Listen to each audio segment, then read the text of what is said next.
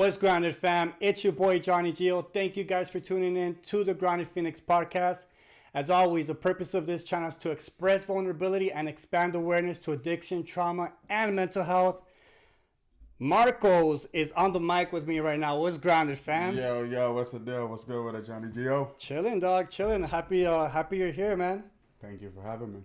All right, so for those of you guys that don't know, Marcos was actually the first dude I ever did an interview with. Check it out. I'm going to leave a link in the description below in case you have not seen that yet. We're not going to talk about his story in particular. We're going to be hitting some subjects, actually, that are not that common on here on the Grounded Phoenix channel. But, you know, we got to have a little fun with it. One thing I've learned in my recovery is to not take myself too serious.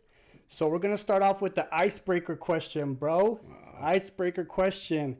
Sex is better on drugs or off drugs, homie? What's the deal, dog? What's the deal?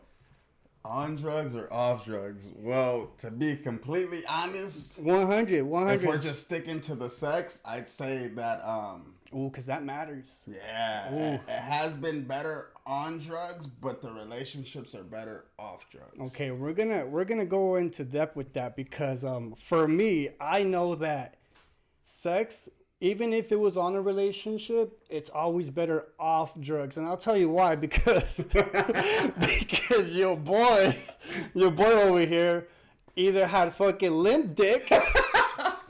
True story. I either had limp dick or your boy was lasting 20 seconds tops. Tell you what, being off of drugs and off of alcohol, sex is just more intimate. It's more intimate, and believe it or not, like, my stamina is fucking through the roof. I don't know what it is. I might know, but that will be for another video. That will definitely be up for another video. But there you have it. He said if we're gonna keep it sex only, it's gotta be on drugs. But we don't do that anymore. So to start off with, bro, let's talk about relationships. And how drastic is it, being in a relationship on drugs and off of drugs? Because life was chaotic, and so were the relationships. Can you speak on that a little bit? Oh man, that's two different realms. I'll be real with you. Like, on drugs, relationships, I put myself in some like situations I would never ever be in clean. True. Now clean, I'm learning to have boundaries and to be honest and to just like leave it all out on the table and not try to control the outcome of the relationship by manipulation. Okay. I mean, you know what, to be completely honest with you, manipulation is something that I'm still working on. That's something that still I want to have control over. And believe it or not, dude, when I was drinking and doing drugs, my relationship with my kid's mom, at least, was probably the only relationship I had. The rest lasted like fucking a month or two. So we can't count those, even though I did. But nah, bro. The crazy part is that we would fight and all this shit. We would fight and break up and come back together, dude. But when I was with her sober for like 2 years, it was dry as fuck. And there was more affection actually while I was drinking and shit. And I didn't understand that until I got sober after. And I realized, you know what, like, that was one thing that we had in common. That was something we did as a ritual. And it was something that, like I said, we had in common. And after that, it's like we were two different people after that. We separated from each other. And I don't know, did you have an experience like that? As far as relationships are concerned, I've probably had like one, you can call it a relationship since I've been clean. But like it stopped so short because like the boundaries that were set, like not just by me, but by the other person as well. And that was kind of a tough pill to swallow because I wasn't used to setting boundaries or getting boundaries set on me. So it kind of helped me realize like, all right, maybe it's time to just like work on yourself and not be in a relationship. Where do the boundaries come from? Like, what's the limit? Because for me, there wasn't any, because I was fucking so codependent. Like, if I didn't have them, or like if I thought I lost them, like, I didn't care. Like, if you didn't want me to kick it with the homies, even if I wanted to, fuck it, whatever. Like, I'll risk it all. I'll do whatever you say because I'm so codependent, because I I was looking for that woman figure that I wanted in my mom. That she was so busy all the time. You know, I wanted that affection. When do you establish the boundaries? How did you come to that conclusion? Like that's what it was. To be honest with you, the biggest line that I don't cross when it comes to relationships is if it starts fucking with my recovery. Mm-hmm. If it starts being to a fact, and that's kind of what happened with the last relationship that I was in. It got to a point to where it's like, man, like this is really, I'm over here like doing shit that I was doing when I was loaded, like obsessing and you know, not being able to control my emotions and not being able to get this, you know, person out of my head for, you know, for time being. And that to me was just like, all right, you know, it's and that was over a year after I got clean. Mm-hmm. So, you know, that like year thing, it's different for everybody else. Some people can handle it in 3 months, 4 months. For me, it's like, yeah, I need to be by myself for a little while. Right. Not for sure. And, you know, for me in my situation, I was already in the relationship while I was, you know, in recovery, you can say. But, and it's like you said, it's different to everybody, bro. It really is different. Did you experience any like sense, sort of codependency with others? Like, did you relate the way you were brought up, let's say, with your mother, and did you see that in women that you were dating? To be honest with you, the person that I was dating was so much like my mom, and I wasn't ready for that because, you know, I was still having issues with being brought up, and, you know, abandonment issues, and feeling like my mom got her stuff together when I was about 17 years old. So right. She had to just like shine me off to the side, so to speak. That's how I felt at the time, and work on herself. And I had a lot of resentments about that.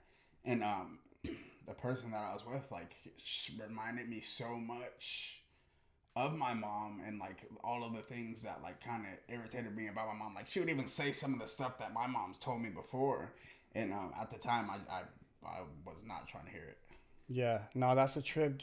It really is a trip to me, because it's funny when you're dating someone, you don't see like how they relate to your parents, and like when you look back and you're just like, oh shit, like I was seeking that shit. And I've heard teachers and professors talk about it in the past, but I was like, nah, they're fucking tripping. Like that shit can't be right. Now in recovery, what are you looking for in a woman, bro? Because I mean, it's kind of a different story now.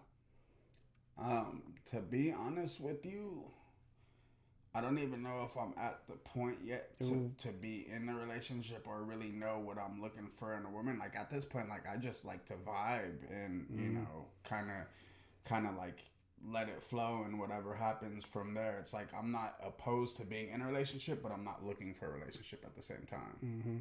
And that's very important to know, because as we are in recovery, like, just because we're sober doesn't mean we have our fucking shit together. We were talking about this shit earlier. And no matter how many years you have, you always have something to work on, no matter what. And actually dating for a little bit can bring that to light. And that's when you know, like, fuck, like maybe I got to put this shit on pause. This shit will fucking surface real fucking quick, bro.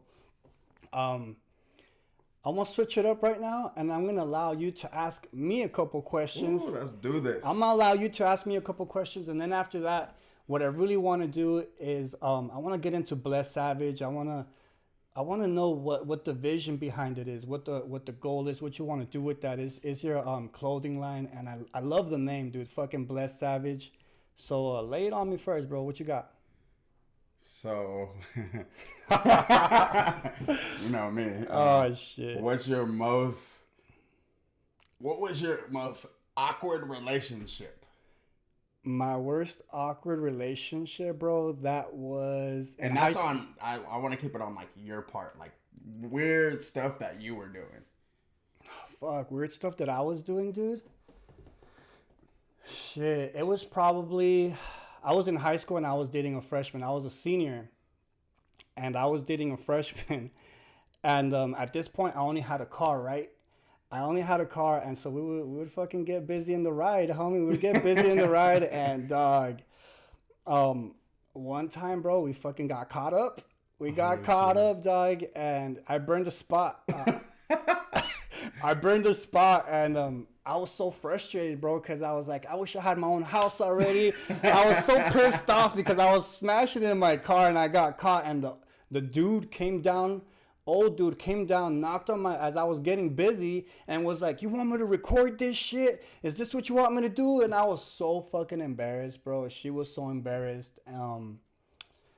That was probably the most awkwardest moment. There's probably other ones that just don't come to mind, but I guess that's probably it right there.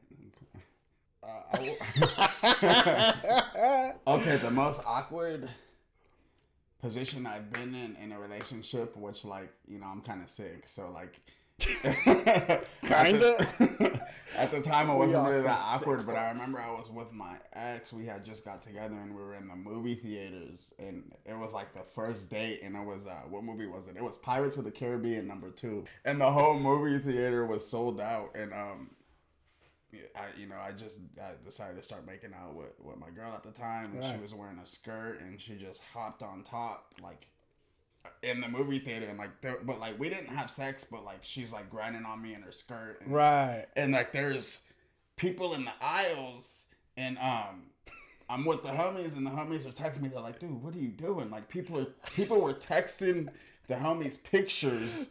No way. People were texting them pictures of me and this girl in the movie theater, and yeah, it was just like, I was like 17 at the time. At the time, I was Right. like, Oh, at that time, bro, I remember fucking having stinky pinky and being like, "Smell this shit, dog.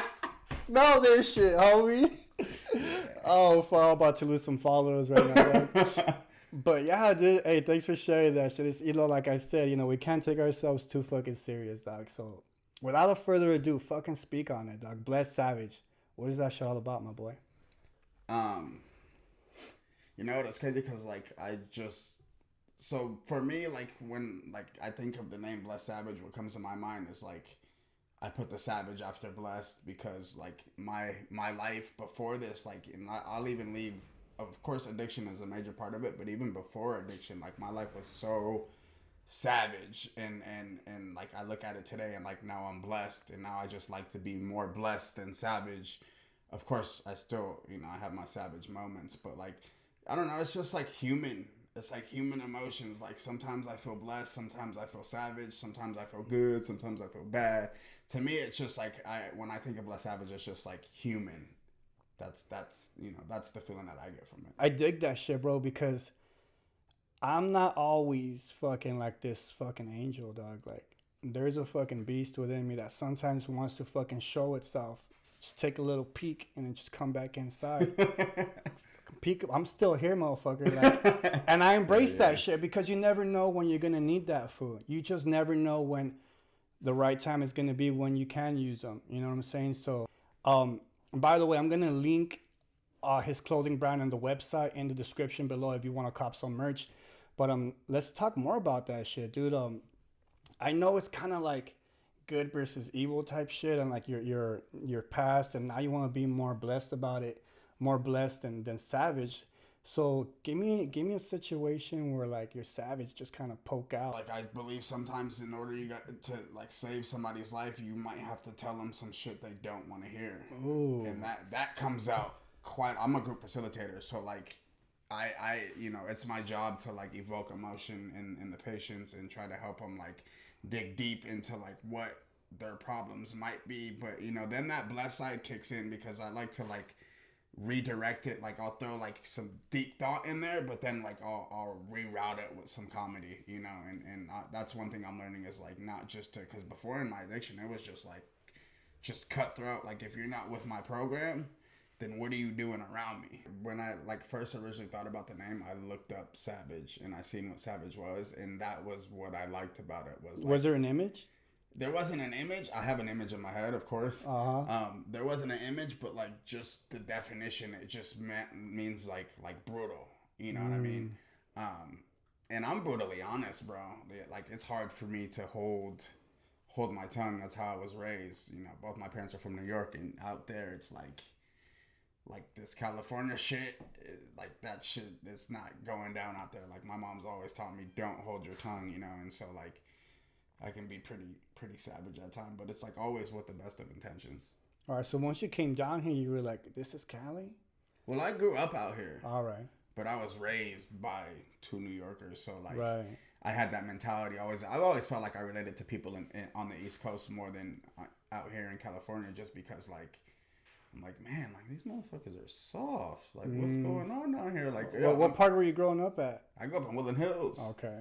Which is like Hollywood land, you know? So it's like, imagine like being around all those kids. You were feasting out there. Oh, yeah. You were eating, huh, bro? You were fucking taking niggas' throats out and shit. Everybody else's play. Yeah. So check it out, dude. When we last did the podcast, I remember you talking about how there's a side of you in your addiction that you still hold on to because it's still there, but you use that shit. Like when you used to hustle, when you used to fucking say like, I need to get mine right now because if I don't, I'll probably end up dying. Like, how do you implement that now? And because I think that's a strong tool that a lot of addicts and alcoholics kind of have, and it's hard to tap into because you're kind of not in that same mindset.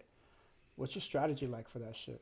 I'm a big believer in like there's a time and place for everything, and that's when I know like I do my best to set those boundaries and be like, because like I don't want to go at people's throats. Right. What happens when you do, when you're just like, oh shit, that savage just fucking kicked in?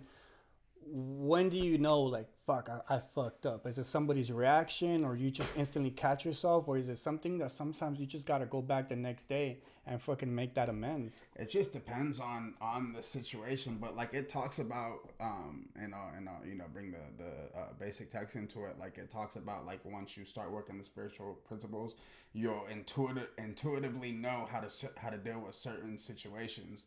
And I mean, you know, one thing about like, you know, being in prison and, you know, hustling on the streets is like you got to learn how to read people. So like I apply that to, you know, especially for the most part, like for work, like I apply that to work, and like, you know, I always do my best. Like there's been times where like, I'll be real, like the patient was dead wrong, but the way I handled the situation was unprofessional. So I had to go back and be like, look, bro, I apologize for, you know, how I reacted, and it was unprofessional of me, and, you know, and I've gotten patients like, yeah, you're this, and this. You fucking take that shit. And I just got to take it. Because at the end of the day, it's like, fuck, like, how can I get mad when they're right? And that's growth, bro. That's fucking real growth right there. When you fucking gotta swallow that fucking ego and that pride, and that's tough as fuck. You don't want to be told that. You don't want to be told that shit. I gotta keep it in check. You know my ego. That shit is like... It's just fucking savage. You can see my ego from Woodland Hills out here. Bro, it's like, Marcos was here. How do you know? The fucking tables was shaking. And but it's a real thing. You know, I have to keep myself in check and keep that ego in check, because, like, I'm not God at the end of the day. Oh, I like the way you put that. What is a savage's life? What's a savage's relationship like with God?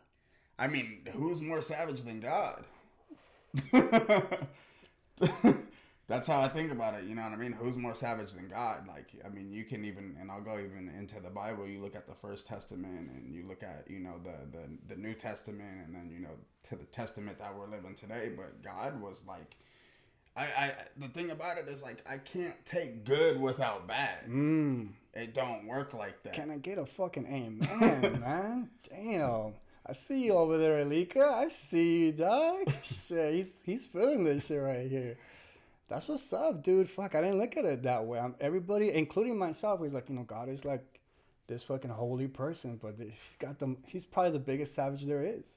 Before I let the homie go, we're just gonna talk about relationships one more time, because that was the subject for today. What was the biggest difference? The hugest difference from back then and to what relationships are now? I know you're not in active relationships, but like, if you were in one. Well, I still have. I mean, I'm still in, you know, even like I'll even go as far as to like relationships with my family. Ooh, okay, let's do that. You know, like I talked about my mom before. Like me and my mom have an awesome relationship today. Like I accept that woman for who she is, and like I've let go of a lot of resentments that I had for her, and like made peace with a lot of stuff that like I really like held close to me for years, you know. My relationship with my sister. I mean, my sister, like she's 23. She's about to graduate from UCLA and go to grad school. Props. And I didn't have and I missed out on, you know, watching that little girl grow up.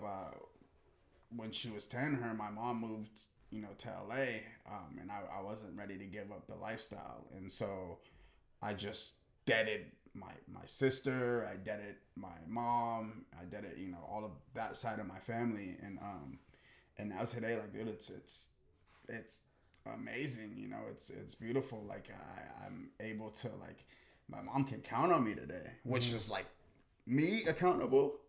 Come on. What's that feeling like, bro? Because I remember, I'm going back now, taking a trip into the podcast we did. I remember you had so much resentment towards your little sister. Yeah. I mean, I love that little girl. I love that little girl to death. I think a lot of that is just like me finding a way to blame how I feel on her. And I had to let that go. Like, how do I expect her to be the bigger person, right? And she's 23 years old. 2, she doesn't have the same upbringing that me and my brother had. Perception. That's one thing you always talk about too. Yeah. I had to, I got to make peace with my past, especially, and that affects relationships in general.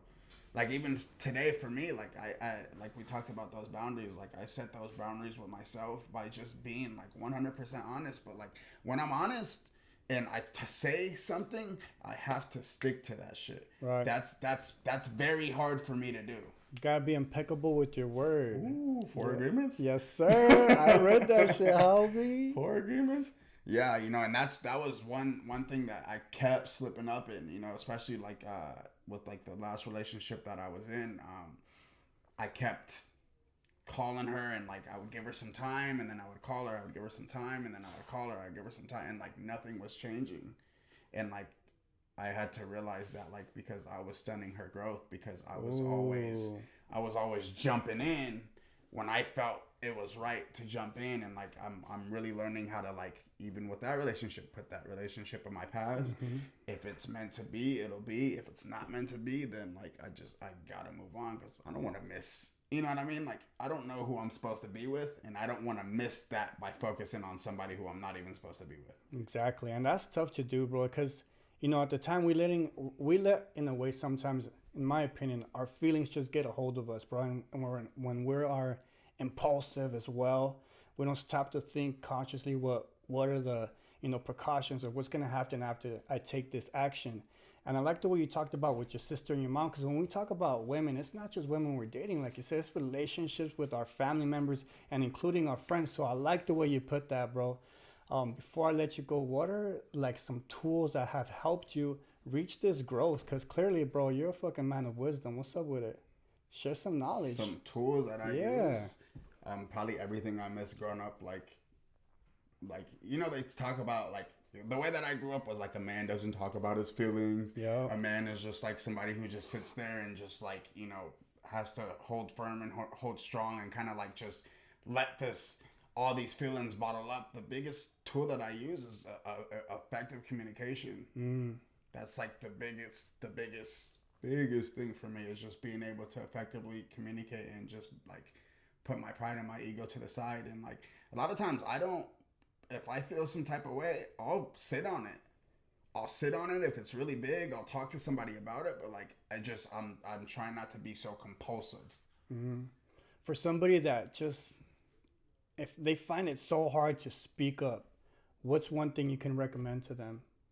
I think a good technique I heard a while ago is like, if you have to, you can do that 1, 2, 3 technique, which is like 1, 2, 3, go. You know what I mean? Like, no matter what, okay, I'm in this situation, 1, 2, 3, speak on it. Just say it? Yeah. Give yourself that 3 count, kind of build it up a little bit, and then just like, just let it out, because it's never as bad as I think it's going to be. And then also we tend to talk ourselves out of it. We just sit on it and think about it too much. And it's not essential. It's not going to come out as perfect as we think it's going to come out. We're never going to find the correct words to say what we're going to say. And even though sometimes the words may be hurtful, and whether we like it or not, sometimes we got to say these things. So that's when the savage comes out. That's when the fucking savage comes out. We gotta try to control that monster a little bit. But hey, bro, man, thank you for rolling up again, bro. I appreciate you, man. Once again, bless fucking savage. Cop that shit. Thank you for having me, bro.